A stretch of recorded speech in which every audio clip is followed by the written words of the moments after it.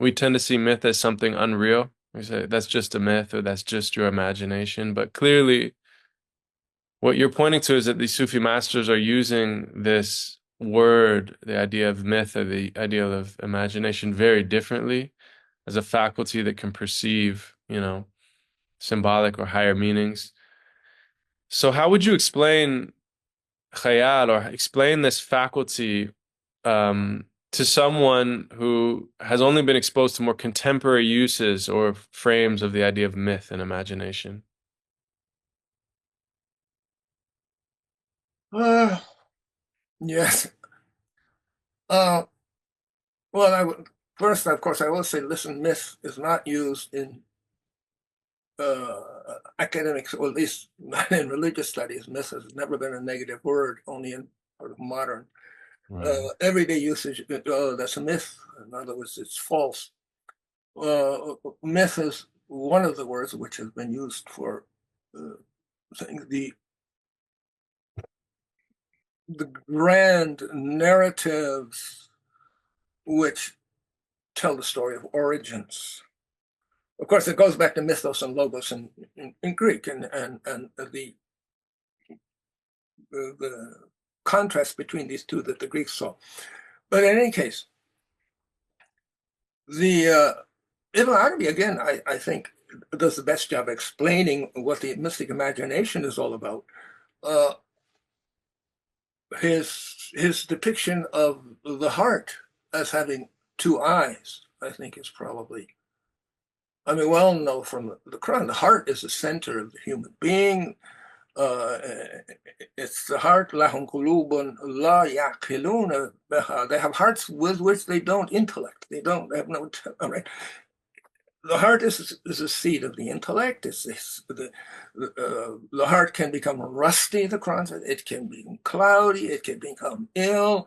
But if you have a healthy heart, then the light from above is reflected. And of course, the rusty heart refers to this imagery of the mirror of the heart, which Rumi, of course, makes extensive use of it in his poetry, especially in that story of taking a gift to Joseph, right? Where the only worthy gift for Joseph, who's the most beautiful person in the world, is a mirror, right? And then he turns to the reader and he says, "You don't have anything you can offer to God. You have nothing. Everything you have is from God. The only thing you have you can show to God is a mirror.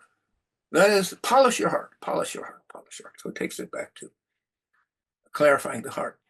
So this is Rumi's very straightforward explanation of how the heart is the center, that which our saving grace, the saving reality within us that we have to work on. In Ibn Arabi's depiction of the heart, uh, he makes much use of the fact that the heart is constantly beating. This takallub al-qalb, qalb, of course, means one of the meanings is to fluctuate, to change. Takallub means to undergo fluctuation and also to beat. Um, and he points out that the heart, the healthy heart, has two eyes. One is the eye of intelligence, aql, and with the eye of intelligence, the heart knows that God is incomparable, God is beyond, God is totally other. There's no possible way of knowing God. So the knowledge of the intellect, the healthy intellect, is that God is unknowable. The imagination, the healthy imagination, is the other eye. Khayal is the other eye of the heart.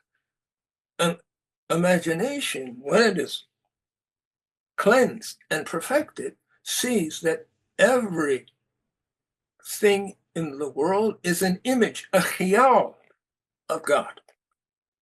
Khayal means both imagination, internal faculty, and khayal means internal. We are all looking at khayals right now, khayals of each other, and khayals of ourselves. This is in classical Arabic. A khayal is a mirror image, among other things. So the you just mentioned the verse, wherever you look, there is the face of God. The healthy khayal sees that, recognizes God in everything it looks upon. Whereas the healthy intellect knows that this is not God. So the khiyal sees huwa, and intellect sees la huwa. He, not he. The beating of the heart indicates the healthy balance between transcendence and immanence. Falling into one excessive reliance on imagination leads to idolatry, if you like, divinizing the external realm. Excessive reliance on intelligence leads to kalam, especially in its modern forms, where God is so far above. You have to reinterpret the Quran to mean nothing like what it says. Mm. How do you establish the balance? So Ibn Arabi is all about establishing the balance between imagination, which sees God as omnipresent, and intellect, which sees God as totally other. Both perceptions are correct, but you can't have them simultaneously, because that would mean that we were one like God is one, but we're not one like God is one. Mm. That's why there's the new creation, right, at every moment. Al-Khalq Jadid, at every moment. The self-disclosure, La Takrar fi Tajalli, at every moment the self-disclosure of God is new. At every moment the heart beats, and at each beat it sees God differently. The perfected heart, with each beat, sees God as present and absent, present and absent, present, and so it goes. So with each moment, life is renewed, presence with God is renewed, understanding of God is renewed, everything is renewed ad infinitum.